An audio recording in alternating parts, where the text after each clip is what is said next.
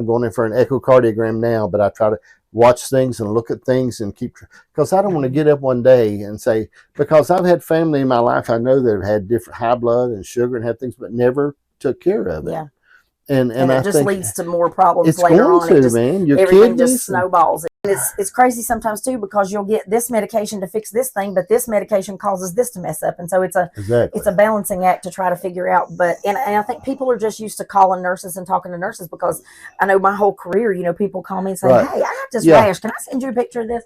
And tell me what you think it is." And we're just used to being able to do that. And I think doctors would love to be able to spend more time with patients, but I think the way insurance DRGs and things are, they really just can't. They've got to do this one, and then they've got to try to go to this one, and they've got to try to get to this one. And I think they do the best they can. Yeah, it's hard to do. It's just different. But, you know, nurses are there with you 12 hours for a shift, and so they're there with you the whole time. Yeah. And it's just easier for them to build a relationship. You know, I was on the Ozempic for we didn't have nothing for losing weight, but I was on it. It didn't make a bit of difference as far as that's concerned. But I mean, but I was on it for a while, and but I didn't like it. It really hurt me. It didn't help me at all. It hurt me a lot.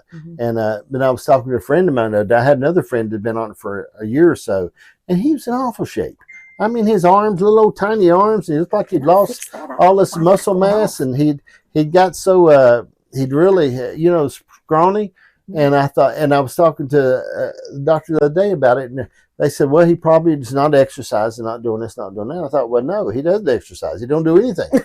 You know, his thumb's real strong from the remote control, but other than that, he don't do anything. And I think, and so, but I study on things a lot, okay, because I think, and I'm glad that I can, because a lot of people can't study on what's going on in their health, you know. But I research the fire out of stuff and look at it. And a big thing I've been studying on is talking about muscle mass versus health, and how you got to have some muscle mass.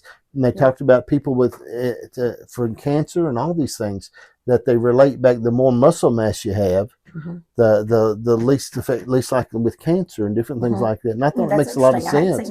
It's muscle mass. It talked about your thighs.